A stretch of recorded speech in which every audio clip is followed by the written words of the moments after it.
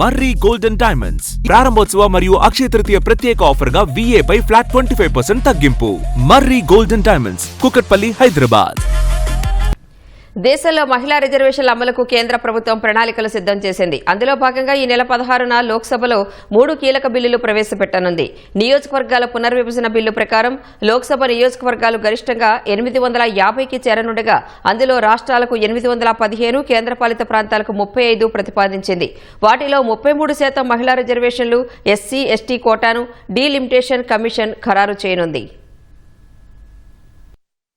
దేశంలోని చట్టసభల్లో మహిళలకు 33% రిజర్వేషన్లు కల్పించే 3 కీలక బిల్లులను కేంద్ర ప్రభుత్వం ఈ నెల 16న లోక్సభలో ప్రవేశపెట్టనుంది. కేంద్ర న్యాయశాఖ మంత్రి అర్జున్ రామ్ మేఘవాల్ 131వ రాజ్యాంగ చట్ట సవరణ బిల్లు, నియోజకవర్గాల పునర్విభజన బిల్లును లోక్సభలో ప్రవేశపెట్టనున్నారు. ఈ బిల్లుల ద్వారా లోక్సభ, రాష్ట్రాల అసెంబ్లీల సీట్ల పునర్విభజన జరగనుంది. లోక్సభలో ప్రస్తుతం 543 స్థానాలు ఉండగా ఆ సంఖ్యను గరిష్టంగా 850కి పెంచే అవకాశం ఉంది. ఇందులో రాష్ట్రాలకు 815 స్థానాలు, కేంద్రపాలిత ప్రాంతాలకు మరో 35 సీట్లు కేటాయించనున్నారు. తర్వాత ఈ చట్టం ప్రకారం లోక్సభ నియోజకవర్గాలపై డీలిమిటేషన్ కమిషన్ ఏర్పాటు చేయనుంది. సుప్రీంకోర్టు ప్రస్తుత లేదా మాజీ న్యాయమూర్తి స్థాయి వ్యక్తి చైర్మన్ గా ఈ కమిషన్ ఏర్పాటు కానుంది. ప్రధాన ఎన్నికల కమిషనర్ లేదా ఆయన ప్రతినిధి, సంబంధిత రాష్ట్ర ఎన్నికల కమిషన్ ప్రతినిధి సభ్యులుగా ఉంటారు. కమిషన్ కు సహాయ సహకారాలను అందించేందుకు ప్రతి రాష్ట్రం నుంచి 10 మందిని సభ్యులుగా తీసుకుంటారు. ఆ రాష్ట్రం నుంచి ప్రాతినిధ్యం వహించే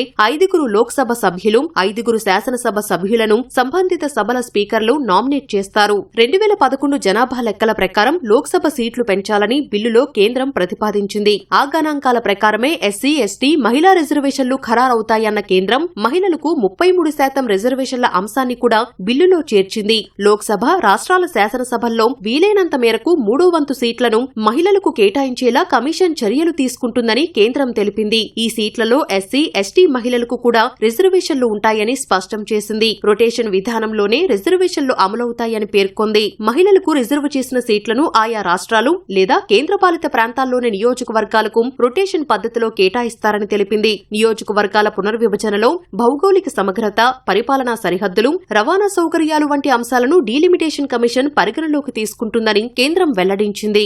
కేంద్రపాలిత ప్రాంతాల శాసనసభల్లో నియోజకవర్గాల పునర్విభజన, మహిళా రిజర్వేషన్ల అమలును సులభతరం చేసేందుకు ఉద్దేశించిన కేంద్రపాలిత ప్రాంతాల చట్టాల సవరణ బిల్లు 2026 ను కేంద్ర హోంమంత్రి అమిత్ షా లోక్సభలో ప్రవేశపెట్టనున్నారు. ఈ బిల్లు ద్వారా అసెంబ్లీలు ఉన్న దిల్లీ, జమ్మూ కశ్మీర్, పుదుచ్చేరికి సంబంధించిన 3 చట్టాలను సవరించనున్నారు. Government of union territories act 1963, government of national capital territory of Delhi act 1991, Jammu Kashmir పునర్వ్యవస్థీకరణ చట్టం 2019లో సవరణలు చేయనున్నారు. ఆయా శాసనసభల్లో నియోజకవర్గాల పునర్విభజన సహా 33% మహిళా రిజర్వేషన్ల అమలే లక్ష్యంగా ఈ సవరణలు చేయనున్నారు.